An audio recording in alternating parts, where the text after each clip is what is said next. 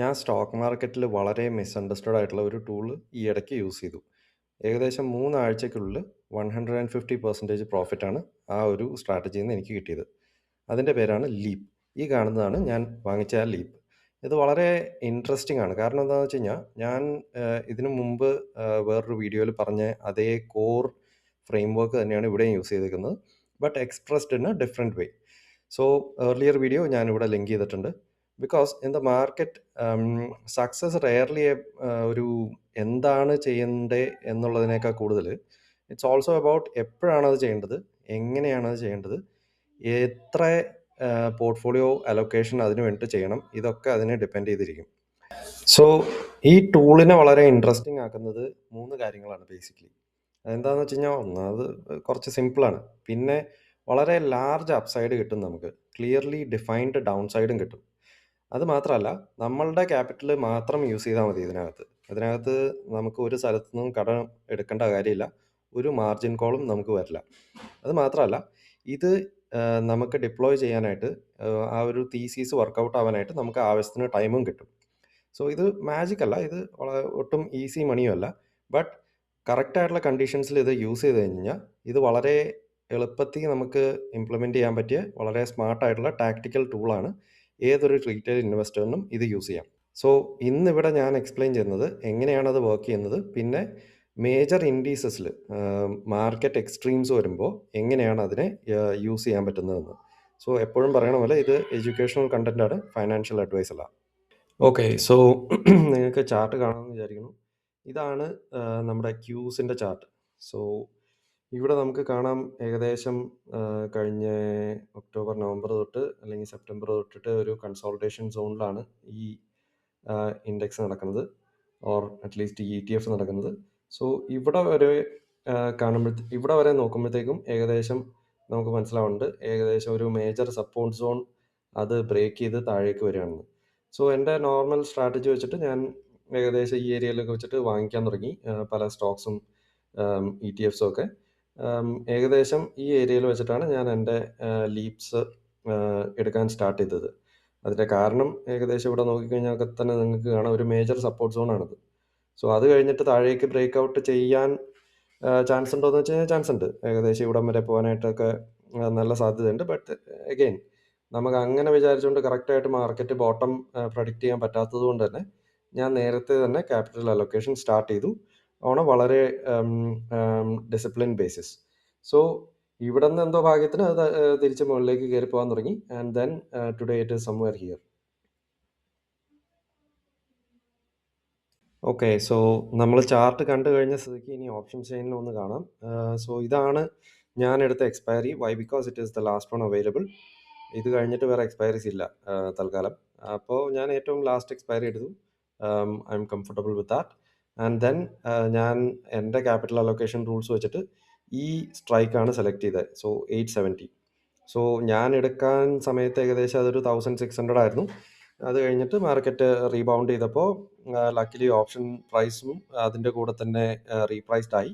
And it is somewhere around $5,000 now. So ഇതാണ് ഞാൻ use ചെയ്ത മെത്തഡോളജി. അതിൻ്റെ ഡീറ്റെയിൽസ് കുറച്ചും കൂടി ഞാൻ കവർ ചെയ്യുന്നതായിരിക്കും. സോ ഇതിനകത്ത് ഞാൻ ഉപയോഗിക്കുന്ന വളരെ കോർ ആയിട്ടുള്ള ഒരു റൂൾ എന്ന് പറഞ്ഞു കഴിഞ്ഞാൽ, ഇതൊരിക്കലും ഒരു ഫൗണ്ടേഷൻ അല്ല. എപ്പോഴും വെൽത്ത് ബിൽഡിങ്, ലോങ് ടേം ഇൻവെസ്റ്റിങ്ങിൽ ഫോക്കസ് ചെയ്തിരിക്കും. റെഗുലർ ക്യാപിറ്റൽ അലൊക്കേഷൻ, ഡിസിപ്ലിൻഡ് ആയിട്ടുള്ള ഡിസിഷൻ മേക്കിംഗ്, ഈ അപ്രോച്ചസ്, അതായത് ലീപ്സ് പോലത്തെ അപ്രോച്ചസ് അതിനോടൊരു എന്താ പറയുക, ഒരു സൈഡ് ബിസിനസ് പോലെയാണ്, ഒരു ആഡ് ഓൺ ടൂൾ, ഒരു ടാക്ടിക്കൽ ലെയർ, അല്ലാതെ ഒരിക്കലും പോർട്ട്ഫോളിയോൻ്റെ ഒരു എഞ്ചിനല്ല. ആ മൈൻഡ് സെറ്റ് മാറ്റർ ചെയ്യും. കാരണം എങ്ങനെയാണ് നമ്മൾ ടൂൾസ് ഉപയോഗിക്കുന്നത് എന്നനുസരിച്ചിരിക്കും അതിൻ്റെ റിട്ടേൺസും. So this is a separate strategy. പിന്നെ ഞാനിവിടെ യൂസ് ചെയ്തിരിക്കുന്നത് എപ്പോഴും ഇൻഡീസസ് ആണ്, ഒരിക്കലും ഇൻഡിവിജ്വൽ സ്റ്റോക്സ് അല്ല. ഇപ്പം നിങ്ങൾ നോക്കിക്കഴിഞ്ഞ് കഴിഞ്ഞാൽ യൂസ് ചെയ്തിരിക്കുന്നത് നാസ്ഡാക്ക് 100ഉം S&P 500ഉം ആണ്. So both are good indices. കാരണം സിംഗിൾ കമ്പനീസിൽ ഒരുപാട് പ്രോബ്ലംസ് വരാൻ സാധ്യതയുണ്ട്. Execution issues, competition, dilution, regulation, bad timing. So index എപ്പോഴും എൻ്റെ ഒരു ഇതനുസരിച്ച് ഇൻഡെക്സ് എപ്പോഴും എനിക്ക് സേഫർ ആയിട്ടാണ് തോന്നിയിട്ടുള്ളത്, rather than wide rather than individual stocks. So ഇതിനകത്ത് നമ്മളുടെ തീസീസ് ഒരു കമ്പനി എന്ത് ചെയ്താലും നമ്മൾക്ക് വിൻ ചെയ്ത് കിട്ടിയേ പറ്റുള്ളൂ എന്നുള്ള രീതിയിൽ നിന്ന് ഒരു ബ്രോഡർ മാർക്കറ്റ് നമുക്ക് റിലയബിൾ ആയിട്ട് പെട്ടെന്ന് റിക്കവർ ആവും എന്നുള്ളൊരു തീസീസിലേക്ക് മാറുകയാണ്. So that's A cleaner expression of the macro view. So നിങ്ങളിവിടെ ശ്രദ്ധിച്ചു കാണും, ഞാൻ ഡ്രോ ഡൗൺസിലാണ് ഇൻവെസ്റ്റ് ചെയ്യാൻ സ്റ്റാർട്ട് ചെയ്തത്. അത് വളരെ ഇമ്പോർട്ടൻ്റ് ആണ്. കാരണം ഡ്രോ ഡൗൺസിൻ്റെ സമയത്താണ് ഇങ്ങനെയുള്ള സ്ട്രാറ്റജീസ് വളരെ ഇൻട്രസ്റ്റിംഗ് ആയി മാറുന്നത്. ഷാർപ്പായിട്ടുള്ള കറക്ഷൻസ്, ക്രാഷസ്, ഡീപ്പായിട്ടുള്ള പെസിമിസം, സെൻറ്റിമെൻ്റ് എപ്പോഴും ഒരു വൺ സൈഡഡ് ആയി നിൽക്കുന്ന സമയങ്ങൾ. സോ ഈ സമയങ്ങളിലാണ് സ്ട്രോങ് ആയിട്ടുള്ള മാർക്കറ്റ് റീബൗണ്ട്സ് നമുക്ക് കാണാൻ സാധിക്കുന്നത് വെൻ കണ്ടീഷൻസ് ഇംപ്രൂവ്. ബട്ട് അത് പറഞ്ഞാലും not every decline is an opportunity, but large emotional dislocations പ്രൈസിങ്ങിൽ വളരെ ഇൻട്രസ്റ്റിംഗ് ആയിട്ടുള്ള പോയിന്റ്സ് ഉണ്ടാക്കുന്നതാണ്. അവിടെയാണ് ഞാൻ സാധാരണ ക്യാപിറ്റൽ അലോക്കേറ്റ് ചെയ്യാനായിട്ട് സ്റ്റാർട്ട് ചെയ്യാറ്. ഇനി എന്തുകൊണ്ട് ഡീപ്പ് OTM കോൾസ്? സോ പലരും ഇപ്പോൾ നോട്ടീസ് ചെയ്തിട്ടുണ്ടാവും, വളരെ deep out of the money calls ആണ് ഞാൻ എടുത്തേക്കുന്നത്. സോ കാരണം ഈ കറണ്ട് മാർക്കറ്റ് പ്രൈസിൻ്റെ വളരെ മുകളിലാണ് 870 എന്നുള്ള സ്ട്രൈക്ക്. കാരണം കറണ്ട് മാർക്കറ്റ് പ്രൈസ് ഏകദേശം 670 ആണ്. ബിക്കോസ് ഓഫ് ദാറ്റ് ക്ലോസർ സ്ട്രൈക്സിനേക്കാളും വളരെ ചീപ്പറായിട്ട് നമുക്ക് ഈ ഫാർത്തർ ആയിട്ടുള്ള സ്ട്രൈക്സ് കിട്ടും. ആൻഡ് മാർക്കറ്റ് മീനിങ് ഫുൾ ആയിട്ട് റിക്കവർ ആവുകയാണെങ്കിൽ ആ പെർസെൻറ്റേജ് റിട്ടേൺസ് വളരെ സിഗ്നിഫിക്കൻ്റ് ആയിരിക്കും. അവിടെയാണ് എനിക്കിതിനകത്ത് കാണുന്ന അപ്പീൽ. കാരണം സ്മോൾ പ്രീമിയം കൊടുത്താൽ മതി, മീനിങ് ഫുൾ അപ്സൈഡ് നമുക്ക് കിട്ടും.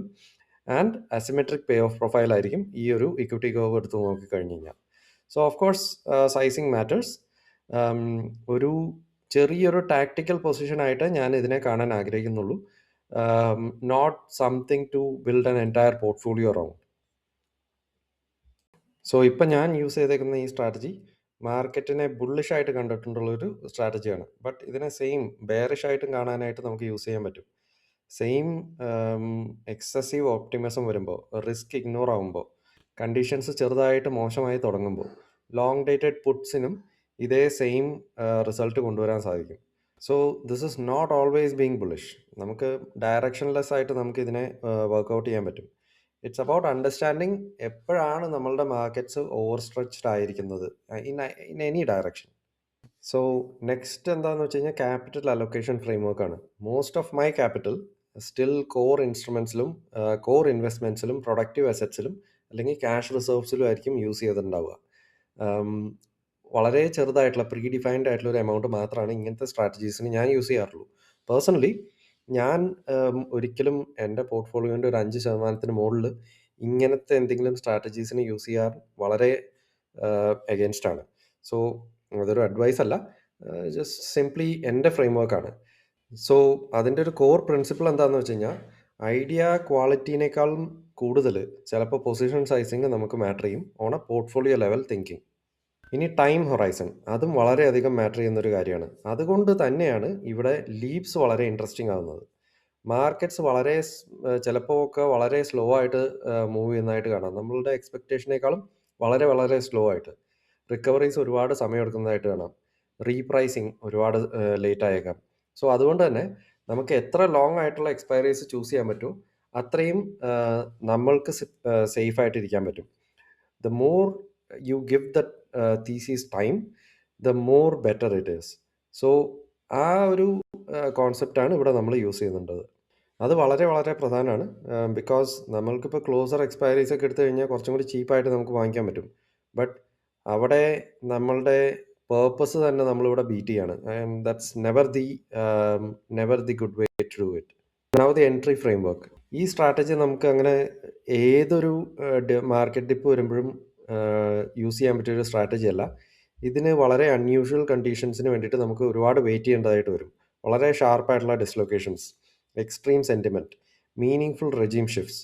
സോ അങ്ങനെ വരുമ്പോഴാണ് ഏറ്റവും ബെസ്റ്റ് ആയിട്ടുള്ള സെറ്റപ്സ് നമുക്ക് കിട്ടുള്ളൂ. അത് പലപ്പോഴും വളരെ അൺകംഫർട്ടബിൾ ആയിട്ടുള്ള സിറ്റുവേഷൻസിലായിരിക്കും നമുക്ക് കിട്ടുന്നത്. അതുകൊണ്ടാണ് നമ്മൾക്ക് ഇവിടെ നമ്മളുടെ ക്ഷമാശീലം വളരെ പ്രധാനമായിട്ട് മാറുന്നത്.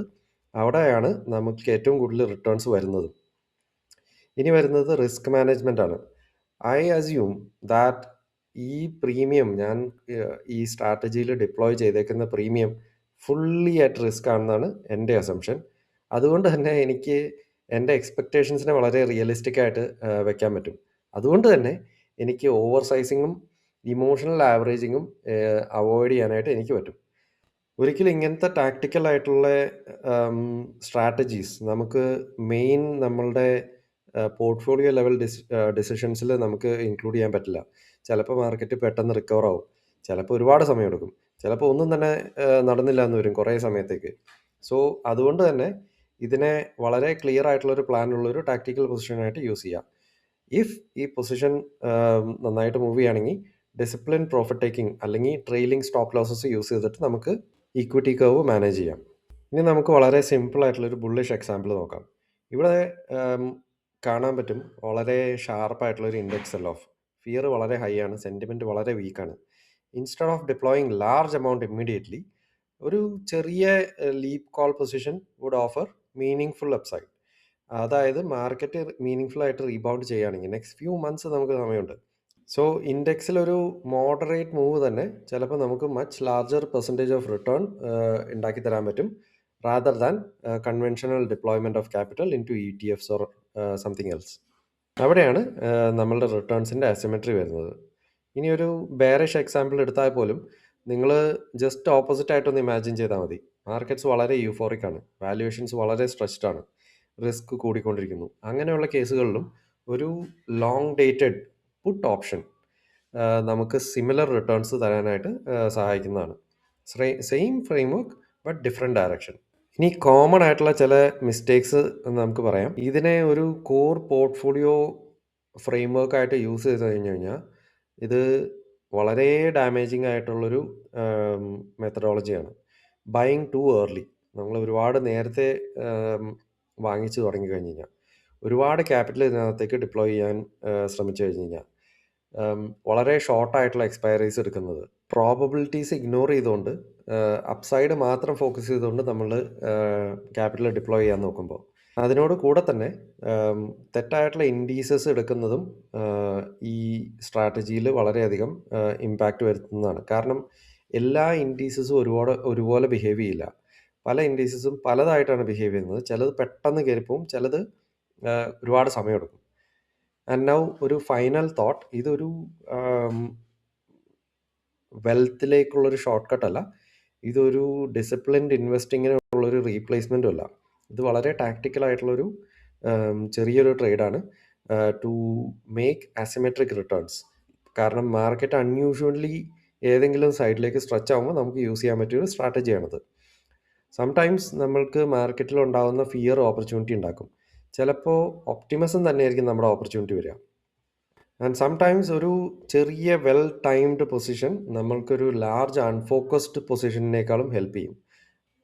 ഞാൻ ലീപ്സിനെ പറ്റി അങ്ങനെയാണ് ചിന്തിക്കുന്നത്. സോ എഗെയിൻ ഒരു ഡിസ്ക്ലൈമർ പറയുകയാണെങ്കിൽ ഇത് വളരെ റിസ്കി ആയിട്ടുള്ളൊരു സ്ട്രാറ്റജിയാണ്. But there is method to the madness.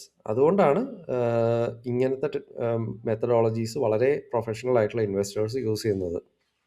Obviously ഇതൊരു ഇൻവെസ്റ്റ്മെൻറ്റ് അഡ്വൈസ് ഒന്നുമല്ല. ബേസിക്കലി ഈ വീഡിയോയിൽ പറഞ്ഞേക്കുന്ന ഒന്നും തന്നെ ഇൻവെസ്റ്റ്മെൻറ്റ് അഡ്വൈസ് അല്ല. ഞാൻ എൻ്റെ എക്സ്പീരിയൻസ് ഷെയർ ചെയ്യാണ്. താല്പര്യം ഉള്ള സീരിയസ് ആയിട്ടുള്ള ഇൻവെസ്റ്റേഴ്സ് ഈ വീഡിയോ കാണുകയാണെങ്കിൽ കമൻറ്റ് ചെയ്യുക. നമുക്ക് കൂടുതൽ ഇതിനെപ്പറ്റി ഡീപ്പായിട്ട് ഡിസ്കസ് ചെയ്യാം. Thank you.